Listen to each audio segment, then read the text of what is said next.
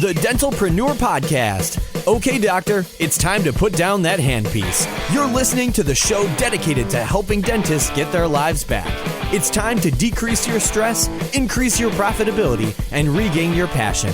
Now introducing your host, Dr. Mark Costas. Hello, everyone, and welcome to another episode of the Dentalpreneur Podcast. I'm your host, Dr. Mark Costas. What is up, my friends? I am super excited about today's guest because it is somebody that I've known and respected for a long period of time. He's doing good works all over the world. Let's welcome to the podcast, J.W. Oliver, managing partner of SupportDDS and ZimWorx.com. He helps businesses grow through remote teams while making a global impact. With over 30 years of entrepreneurial experience across 20 plus ventures, JW combines business success with purpose, donating 51% of profits to ministries worldwide. A Christ-centered leader, he founded a nonprofit supporting education in Haiti and Africa. He's an ordained minister, author, and adventurer. JW has completed half Ironmans, marathons, treks to places like Machu Picchu, and his passion lies in empowering others, fostering growth, and creating meaningful change globally. JW, what's happening, my friend? Good to see you. Hey, you made that short bio really long and sounded important. Thank you. I appreciate that. But hey, good to see you, Mark. Always a pleasure to jump on, visit with you. We don't get to see each other enough. That's so true. So true. Last time I saw you was in Denver at the Dykema conference, and you were hopping up on stage. I saw you like literally 3 minutes before you hopped up on stage, and just in true JW fashion, you were very, very calm, even though there's, several thousand people in the audience. You walked up and like it was nothing. So you have a natural, entertaining and a charismatic personality. So I'm really, really excited to dig into what you've been up to these days. Yeah, thanks a bunch. As we talked a little bit before, I admire people like you and what you're doing. I think we both have that similar passion for life and business and just making impact. So it's good to get two solid minds together as well. For sure. Okay. So, all right. I would love to talk about your kind of, origin story, I guess, for lack of a better word. You are a consummate entrepreneur. You've been doing entrepreneurial ventures basically your whole life. And somehow you stumbled into this kind of outsourcing world, and how, you were doing this stuff before it was cool. Nowadays, since COVID, a lot of people have kind of gone to like Upwork and found, certain agencies that will vet and help you kind of screen for potential overseas workers. There's a lot of gold in many different countries. You were doing this way before other people were, and you built a huge organization, but maybe you can kind of take us back to your origin story, how you got involved with that in the first place. And if you want to go even before that, if there's a story that leads up to that, that'd be great. Yeah, I think I will. I'll take a step back. I love talking about this because I think all of our failures or all of our life circumstances really form who we are today, right? We get here because of the things we endured or the experiences we've had. I can always go back to, I remember this, I tell this story sometimes, and it's a little bit of a joke. You probably remember the Pop Rocks. You used to stick them in your mouth and they pop when they hit your saliva, and they were always a lot of fun. Yeah. It came out when I was probably in the 8th grade, in junior high, middle school. And I remember everybody was liking them. And so you could go to the grocery store and buy a box of these things, like a box of 50 or something. And I don't know, they were like a nickel a piece if you bought them in these boxes. Well, I would get my sister to buy them, and then I would take them to school, put them in my locker. I'd sell them for 25 cents a packet, and kids could come up with 25 cents. So, I was making a fortune, right? And here I am in 8th grade going, hey, this is a great business to be in. So I think when that happened, I always had the mindset that I was going to do something, but I always go back to really one of the key elements that I think pushed me harder, Mark. And that was, my mom and dad divorced when I was 5 years old. My mom was left with 4 kids. Father was manic depressive. We got along well, but he moved to North Carolina. So my mom was making minimum wage, supporting 4 kids, and didn't really know growing up, but we were poor. I just really didn't realize we met all the criteria for government aid and, food stamps and all that. My mom was so proud. She never would really let herself do that. She was too proud to say that our kids were on, free lunches and things.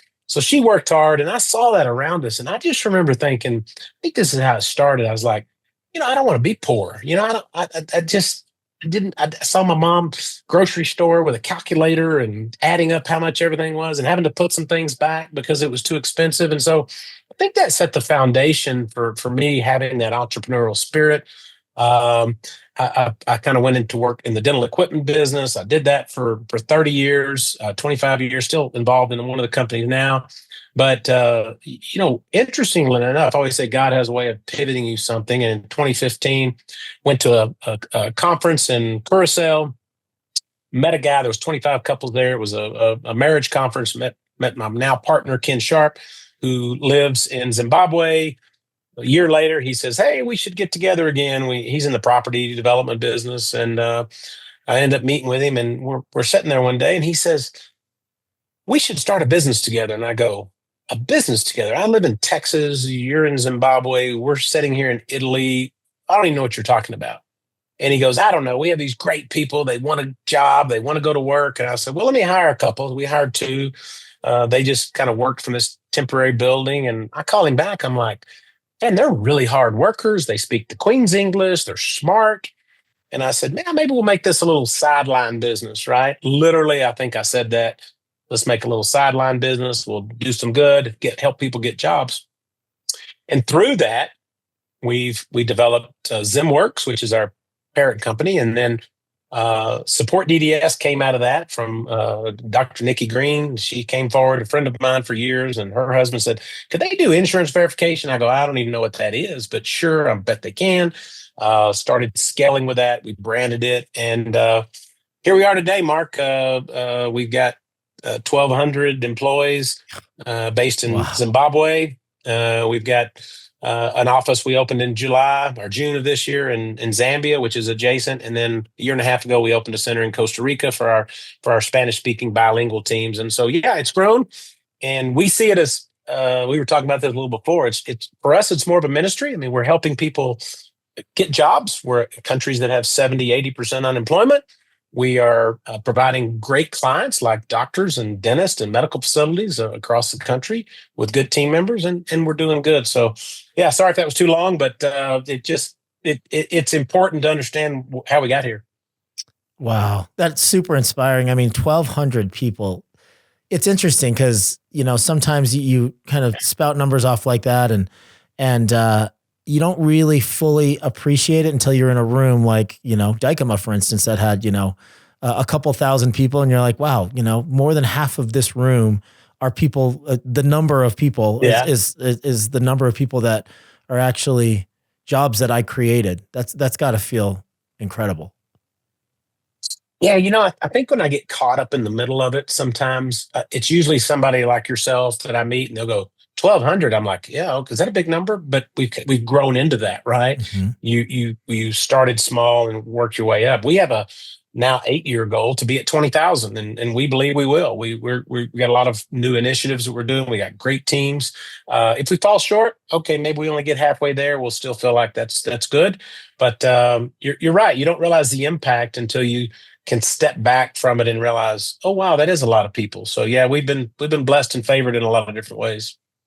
So logistics, you are basically a logistics company, and that is logistically complex to have that many humans with that many schedules and that much screening and that much technology that supports them. So tell me about how it all started. Like, what was the idea as far as, did you always want them in one building in one central location? Did you kick around the idea of having supplying them with a laptop and having them work from home?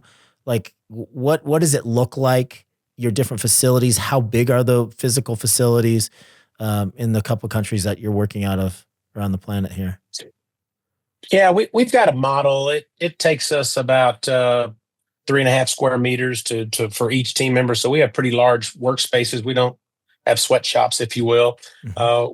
We decided, kind of backing up, as we grew, really what we didn't understand was the number of support people that takes. We've got about 180 people internally that support all that, right? And these are all the way from logistics. We operate a system of about 16, 17 vehicles at night that take people home late at night. So we've got private transportation. They've got all these, and that's a lot. I'm not even involved in that. That's probably a logistical nightmare in my mind, but I don't have to do that one. But they get people at home at night. We've got about 800 people we take home by shuttles because not a lot of people have cars.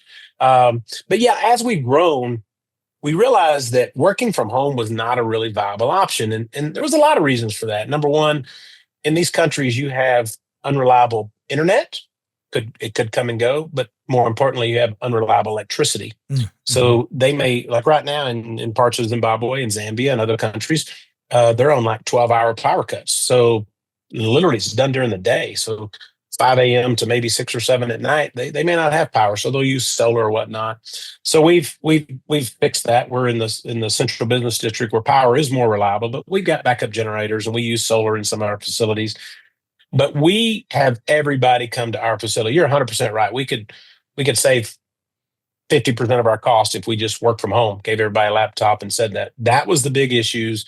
But the fact that we're in the medical healthcare space, starting to think about HIPAA, PHI, cybersecurity, all of those issues, we had to care for that from a global perspective, which is why we use like Black Talent Security. We get them HIPAA certified. So all of that was real important. But you're right, the logistics behind it. And look, that's not me. I just told you about our logistics team. That we've got great people. And I think any organization has to have great people to be able to thrive for sure. All right, I want to be delicate the way that I ask this question because it's a frustration that I come across on a daily basis with doctors that I work with, that I'm coaching, that are in our different networks, and that is the lack of ability, or what seems and feels like the lack of people that are willing to come to work and even show up for an interview. People that are customer service oriented, and people that are just people are having a very, very difficult time with the new kind of workforce since the pandemic. And there's been a significant change, as far as I can tell, since the shift during the pandemic. How in the world are you able to find that volume of people that are willing to work, coachable / trainable, and are reliable enough to show up to work every single day? When you're talking about that volume of people, it's mind bending to even think about it. When, the typical dentist has between 8 and 15 full-time people that work for them, and the turnover is sometimes high, and replacing those vacant positions is extremely difficult. Now you're looking at, 4 figures of people that you're able to attract, retain, train up. Tell me about some of your systems in order to do that. Yeah, and I think this is applicable to a lot of businesses that are out there. I kind of back up, what you were talking about COVID. Since the pandemic, you've created this workforce, especially the young. I got a daughter, 27. And she's talked about that all of her friends, they all want to work from home. They would like to be able to have flexible hours and flexible schedules, but yet they want to make $60,000 a year as a starting pay. And you just go, okay, well, there's not that many jobs out there, right? And you just can't do that. So we get that about the inability or the difficulty in hiring in the labor market today. It's completely true. Of course, we have a different circumstances. You take Zimbabwe, the unofficial unemployment rate is between 75%. There's a lot of that is working in the unofficial sector, maybe selling goods from their home, or maybe, selling goods on the street. Could be that they're not part of that unemployment rate, but it's super high. Mm-hmm. The other benefit, or the other, I guess, benefit for us, detriment to them, is they do have a great emphasis on education. So 94% of our team members have a 4-year university degree. So there is a big emphasis on education in both Zambia and Zimbabwe and Costa Rica as well. So you have this highly educated workforce, but not a lot of jobs. So I believe what happens, Mark, is they take these jobs and they realize there may not be another one. If I don't perform well in this one, there may not be another one. And in the outsourcing world, you've got between, you take everything from the Philippines to India to Belize, kind of a global figure. it's between 10 and 14% per month attrition rate. So there's this high attrition of people leaving the jobs. Ours is below 1%. Wow. And the reason it is really one main reason. I think it's the most important reason is the culture and the team you build. I know everybody talks culture. I get it. But as an example, if you had a team member working for you, we would stress, bring them into your team, embody them into your corporate office, make sure they're at weekly meetings, huddles, celebrate birthdays, celebrate anniversaries, virtual lunches, virtual coffees. And we put a lot of emphasis on that with also the management level of our clients as well. So I think the way we do that, I mean, we're fortunate that we've got an available workforce that's highly educated. But you do have to keep them. And so I would stress to anybody running a business, dental office, or any type of business, you really got to build an environment which people want to be at. Money is not the number one factor. You can look at every survey in the world. It's true. Money is not the reason people stay at a job. Number one is always they want to feel valued and appreciated. So what are you doing to make your team members feel valued and appreciated? That's what's going to keep them in their job for sure. Yeah, I love it. Okay, so I have a billing company. This is a cool story, actually. After I sold my last 4 dental practices, some of my billers that have been with me for 20 years, like as long as I was a dentist, one of the main gals was a dental assistant for me when she was a sophomore in high school. Now, wow. 21 years later, she's got 3 kids and she's married, and like we've grown up together in dentistry. And when I decided to sell my remaining 4 practices, which I've been out of the practice ownership game since April of 2023, so just over a year and some months now. Some of my long-term employees that were very, very instrumental in helping me grow multiple practices, particularly in revenue cycle management, approached me and they said, "Hey, listen, we love the new owner. He was an associate of mine for a long time, took over the practices, but we wanted to, we saw this as a perfect opportunity to start our own business." So a handful of them decided that they wanted to start their own revenue cycle management business, and they would act as a contractor to the existing practices that I sold. So there was no hard departure. In fact, he saved a little money paying them as contractors and taking them off payroll, et cetera. Right. So it was mutually beneficial. So they decided to start this billing company, and I'm a small little sliver owner just because I gave them some seed capital, and they thought it was nice to give me a little bit of equity, but I'm like, just take it. But so they decided to start their own business, and it was extremely successful from the beginning. But they figured right away, they found out that it was cost prohibitive to have billers from all over the United States that were doing things for their company in a cost-effective way to their customers, right? You hear this all the time. This is why you exist. So one of our people knew somebody in the Philippines that had a ton of experience, and she had some friends that also had done this virtually. So we ended up with a handful of Filipino workers that work from home with their laptops, and they have less of an issue with Wi-Fi and power and stuff. Yeah, absolutely. And they've been some of the most reliable, most friendly. They speak great English. So grateful to have the position. Significantly less because their cost of living there is less, so we don't have to pay them quite as much. It's been, a home run. I would say a grand slam. And they seem to know a lot of people that want to do this from home, and they're very coachable. So this has been a really nice kind of stream of quality workers that we've come up with. One of the things that I will say, and this just happened the other day, is we got this nasty letter from one of the office managers, and she said, "We didn't have any idea that you guys were outsourcing, this work overseas. And, we want to pull the plug on our contract because we had no idea." And for no other reason, they decided that they wanted to move on and not utilize our services or their services anymore. Wow. Do you get that ever? That's always an interesting question. I'll take you a step back. So I started doing some work in Haiti right after the earthquake there in 2010. Okay. We began working with an orphanage, and currently we help one kid go to medical school and Amazing. other kids get university education. We really we really saw some impact. That was my first real endeavor into some international work. And I used to have a lot of people, and I'll tie this back into your question. We used to have a lot of people say, well, why do you go to Haiti and help people there? There's plenty of people that need help in the US. And Mark, I've been fortunate. I think I've traveled to about 50 countries. I've got to see poverty at a completely different level.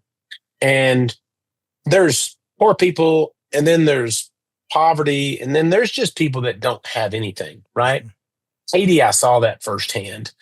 And so any little hand up was a massive impact. In the US, there's all kinds of social services. There's all kinds of things that we have availability to tap into here when you need resources, right? And we do get that question a lot. And a lot of it centers back into this kind of movement, which I'm proud of. I love bringing jobs back to America. I think we should do more manufacturing here. I think there's all that. But when you look at the need, and I'm talking countrywide, when you look at the need for labor to fill it locally, number one, it's not possible. It doesn't even exist to have enough labor resources. But then number two, the work ethic has just been tattered. They don't want to come to work. They call in sick a lot more. They'll quickly change jobs for a quarter difference in an hourly pay, and it moves on. I'm friends with a guy. I met him. I was speaking at a conference in Seattle for an accounting conference of all things, and he was an immigration attorney, and he started this auto process. And they're now bringing in people. I didn't even know this. They're bringing in people from out of the country legally. They're bringing them through the resident or immigration program because McDonald's, fast food places can't get enough labor. So they're bringing them out of the country through a regulated, H-1B1, whatever visa that is, to get them a work permit. So I don't think people are understanding that, number one, there's not enough quality resources to fill the role. You see that with the company you're involved with the RCM billing. And two, it's the work ethic. People just are not wanting to work 40-hour weeks. It's just unbelievable. So I think it's a necessity, but with the cost of everything that's gone up, with the cost of labor, with the cost of your benefits that you supply, it's just cost prohibitive too. So while that's great in a perfect world, I would love to say I've got 1,200 people working in downtown Dallas providing resources, but it's just not feasible to make a company like that, I don't believe. Yeah. Yeah. And I think one of the benefits that you have is I think people go into connection with your company knowing that it's an offshore company and that's the whole theme of what it is that you guys do. I think that's a really cool segue to ask what it is that you guys do. So anything admin wise, like how does training work? Like, are these people pre-trained as people that could answer the phone, or are there any specialties that they get trained through you guys, or is that up to the person that hires them through you to get them trained and onboarded for their specific role within the office? Yeah, when we first started, Mark, there was we just kind of said, hey, here's a team member, train them up how you'd like them to be, and there you go. We have, in the last 6 years, we actually have a program that we train what we call certified dental coordinators. So they go through a pretty extensive training course. First of all, they go through a really good vetting process. They take some personality testing, and then we bring them together for typically a class of 25 to 30 that goes through this training course. Once they go through this dental certification course, they actually get a certificate. They've learned customer service. They've learned a little bit about the anatomy of the mouth, so they can speak about it if they have to with a client or with an insurance company. They learn about insurance processing. They learn about a little bit about the accounting, about the posting, about how to do block scheduling. Learn a little bit about the different practice management the softwares that are out there on a high level kind of overview. We're even now training RCM teams. We've got a separate division that does RCM teams for clients, and we help them manage that. But that's a specific role. Something that's really expanded is just our accounting, which has really gone outside even dental. We've got some big DSOs that have hired controller level employees. So they've got a controller. We got one practice has like 26 or 27 practices, and he's the controller in Zimbabwe. And then he's built out a team underneath him of about 20 that's managing all the accounts payable, the RCM piece, and all that. So pretty diversified. I would say the biggest call we have now for is answering the phone, what we call director of first impressions, because front office is busy dealing with a patient coming in or out. They want to have somebody who has that director of first impressions handled. I'm still amazed. The national average is still about 32% of calls to any dental office don't get answered. They get abandoned, placed on hold, missed. I'm going to call you back, whatever. And as you know, that person usually goes, if it's a new patient call, they're going to go to the next one they saw on Google and try to that office for an appointment. So those are a little bit of a wide variety. And then we've got some people doing IT. We've got some very high-end IT support people who do like level 1 IT support for groups and marketing. So there's a variety, but that's kind of the bread and butter, is that dental coordinator who can really help with many of the functions of an office. I love that. I hate to get in the weeds, but when you're talking about answering the phone, that I see that all the time. I mean, now that we have, voice over internet, you can track how many calls are actually answered.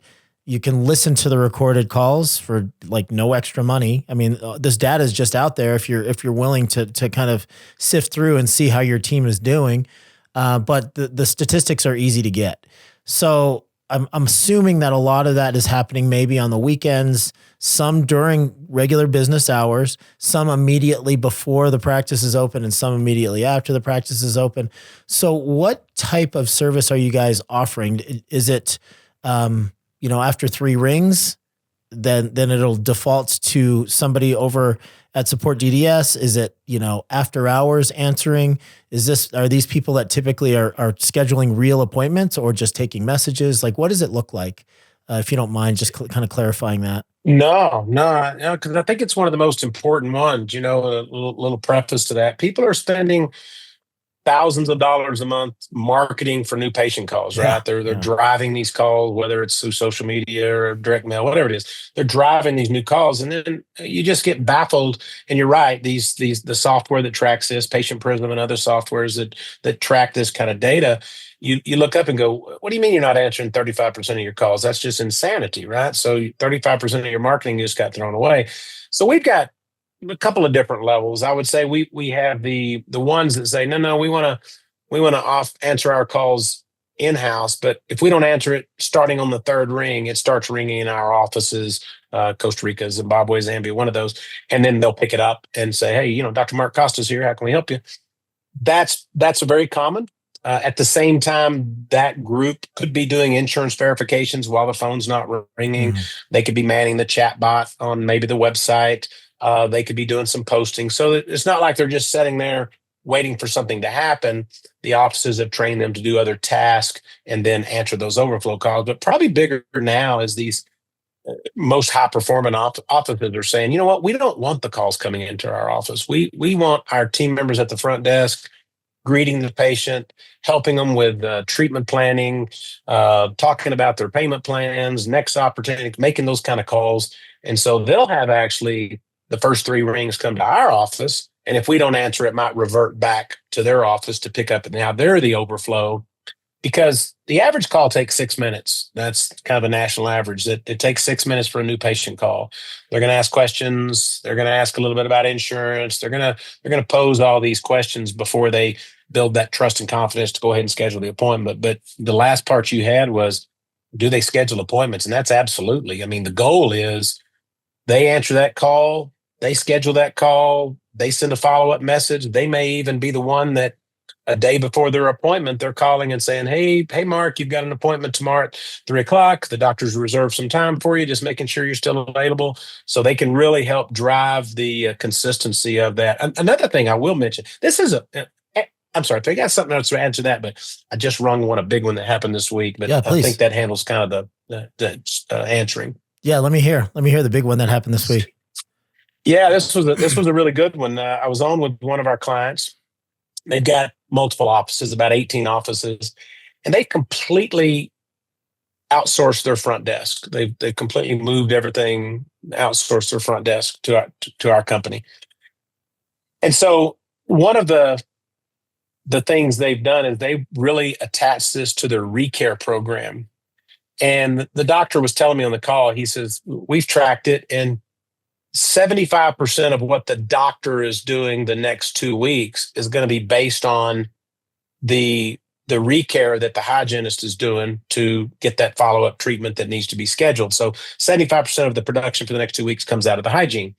And he said, well, so we've determined that we need to have our hygiene full. There can't be gaps. We've got to do the recall. He said, we found out that our internal teams, we were putting them on the recare. He said, they were making, between 30 and 40 calls a day. He said, we turned it over to your team and they're making 80 plus a day. And he says, what that translates into is we have almost doubled our hygiene recare program because we're being consistent, and that's all they're directed at. So if you look at that, I mean, if you, and I'd never heard that figure before, that 75% of the doctor's production came out of the hygiene department. At least that was in his practices. And so I think that's interesting when and I'm kind of summing it up, that if you have somebody that's focusing on an intentional aspect or duty in the office, they're going to do it better. They're going to be more consistent. They're going to do it better, which is going to drive more revenue to the bottom line at the end. Yeah, that's really cool. I don't want to gloss over the fact that I really love that title, Director of First Impressions. That's really cool. Well done. So yeah, we love it. From a P&L perspective, is there a range? Like, what is the pricing range dependent upon? Are there different packages that they can select from what you guys do? Is it hourly? How can we expect to be charged for a service like you guys provide? Yeah, we try to keep it real simple. Back it up a little bit. We actually find out, if you came to me and said, hey, I need a director of first impressions. I need them to do a little bit of insurance work. We would bring you 3 people for you to interview. You would do a video interview on Zoom. You would meet them, ask them some questions, look at their resume and say, okay, they've got their dental certification. Yeah, I want to hire Susan here to work in my office. We would get them hired. We would do an IT integration call. How are they going to get into your VoIP system? How are they going to access your practice management system? Just the details. Yeah, that can be as from the time you make an initial discovery call, as we call it, to the time you bring somebody on your team. That can be as short as 5 business days. So we can do something really fast in terms of doing that. The cost, I'd say 90% are at our level of $2,180 a month. That's $2,180 a month. And that comes out to be about $12.70 an hour. And so you're hiring a full-time person who works directly for you, and it's not a shared resource at all. And I think we mentioned it. You mentioned about the Philippines. Yeah, their English language is incredible there as well.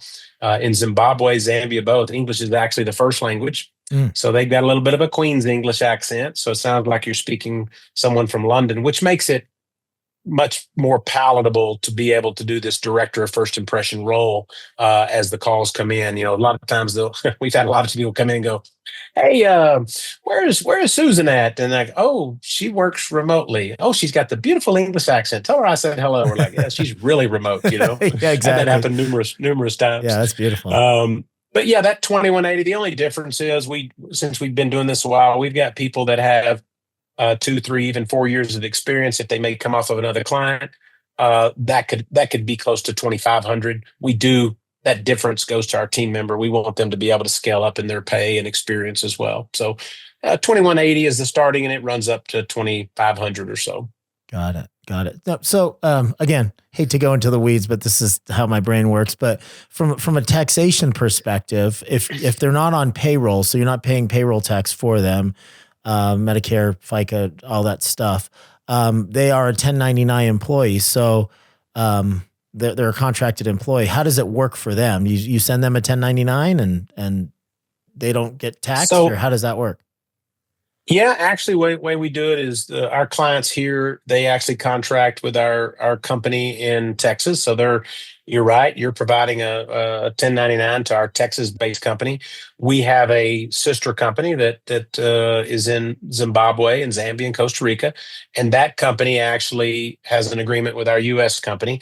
And so all of the pay is paid locally.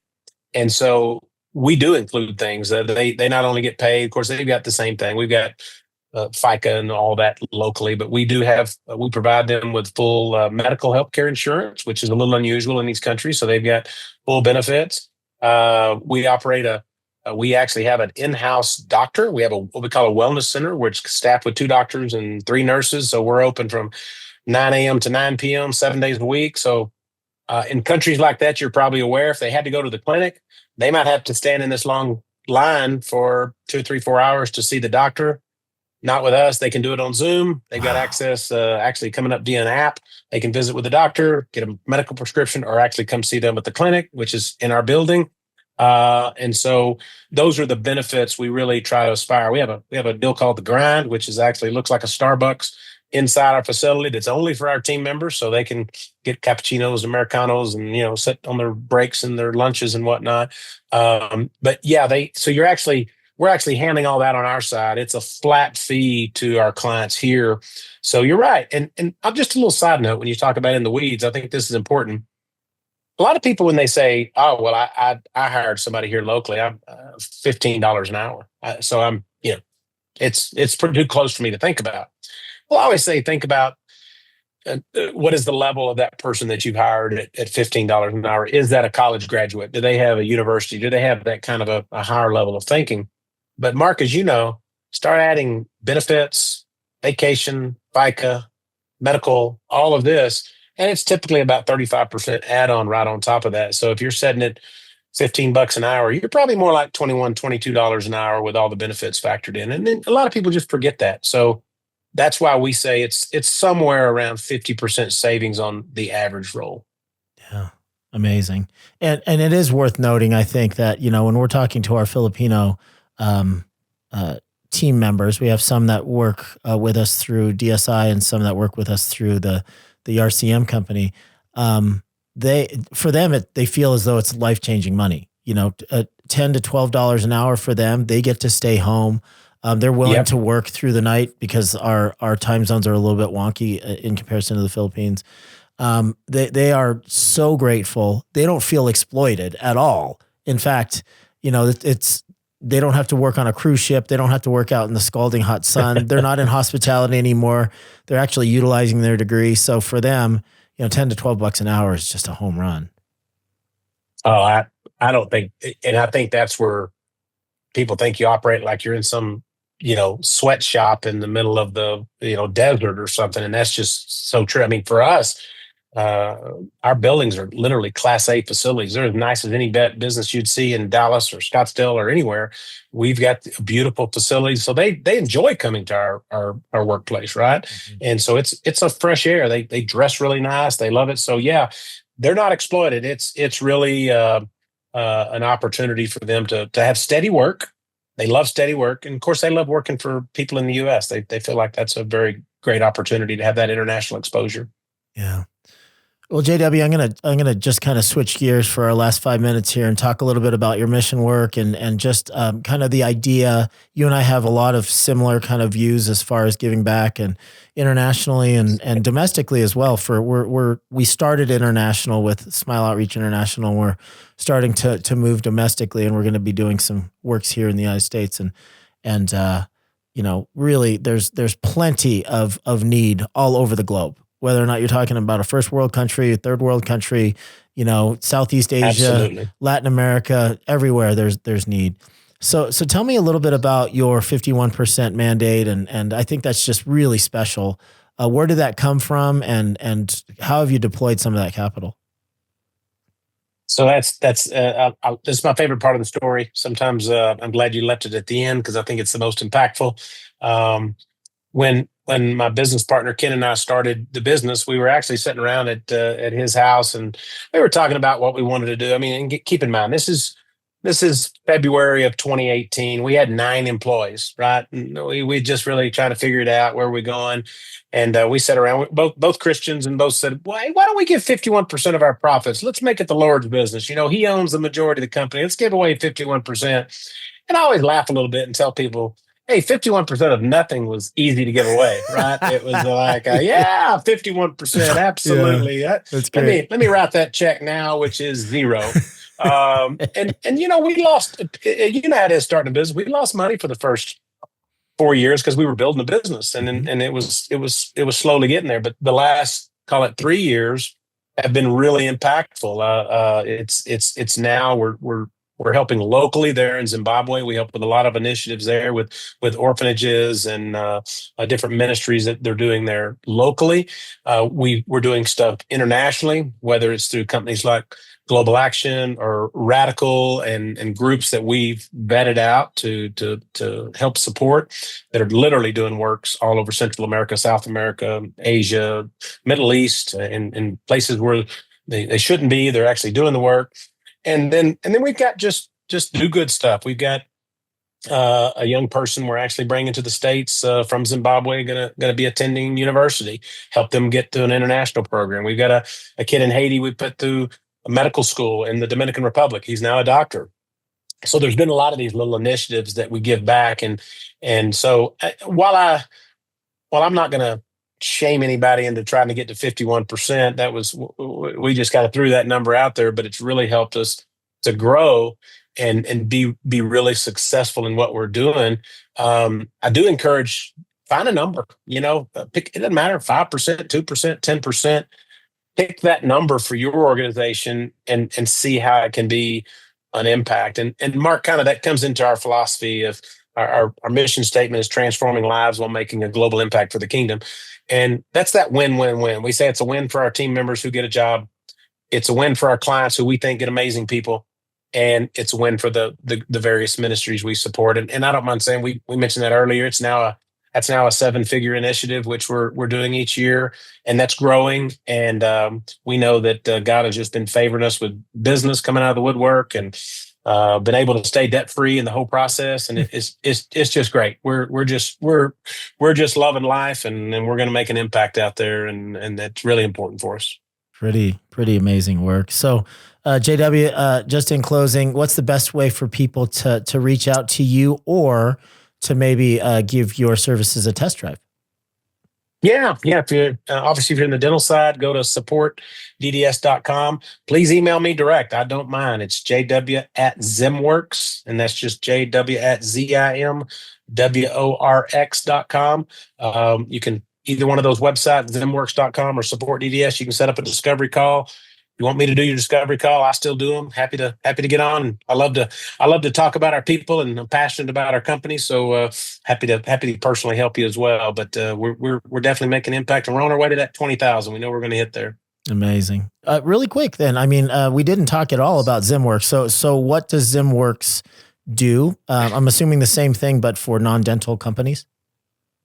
Yeah. ZimWorx is actually our company. It's actually ZimWorx, ZimWorx LLC is our company. Okay. SupportDDS was a DBA and a URL that came out of that. Okay.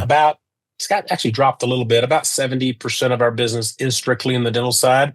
And then a majority of that is in the medical and some other verticals we've scaled in, some accounting services and things. So got it. Yeah, it's just part of the group. And so it started out with putting Zimbabwe to work. So we came up with ZimWorx. We just replaced it with an X, and we decided not to do ZamWorks and Costa Works. We decided just to stick with ZimWorx for the organization. So yeah, we're excited about that too. How does it break down? How many employees in Zimbabwe versus Zambia and Costa Rica?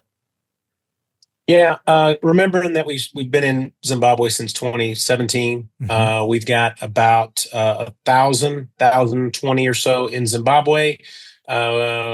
We've got about 60 in Costa Rica, and then our Zambia branch has grown really fast. We just opened, but we had a big push there with one company, and I believe there's about almost 100 there now. So it's grown in that's just 4 months. So it's grown quite quick. Are you thinking that you're going to continue to build to these existing locations, or is your 20,000 going to include expanding to different countries? Yeah.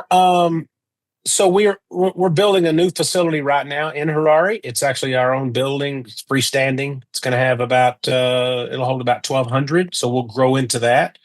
And we're going to continue to grow in Costa Rica as well as Zambia. But we are looking at other geographies that we could be in. And we're looking at those primarily in Africa, because we're really passionate about the work that's being done there too. How often do you get out there, JW? I go about 4 times a year, a minimum of 3. Usually go for 2 or 3 weeks at a time. And you're going to have to go with me. We always take some dentists with us and some groups to see it. And we see our facilities, and then we go on safaris and game drives, and we really make a fun time of it too. So we'll have to make sure you get there. I have a couple friends that are from Zimbabwe, and they've been bugging me to go. I was in Tanzania twice in 6 months. I did, I summited Kilimanjaro, and then 5.5 months later, we did our mission trip in Tanzania. So I love the continent. I can't wait to see more of it. So yes, I will definitely take you up on that. Next time you go, let me know, and I'll pack a bag and come along. Well, just so you know, I did Everest Base Camp a couple of years ago. You did. And we're doing the Annapurna Trail in March. So I got all kinds of stuff for you to do next year with me, Mark. we got Nepal now on the list. So come on, we'll go do it together. Yes, that sounds wonderful. Well, JW, it was really enlightening and inspiring to get to know you even deeper. Thank you so much for all that you do for global communities around the world, and congratulations on the success of your business. Seems like, the definition of a win-win, really. You're putting great people to work.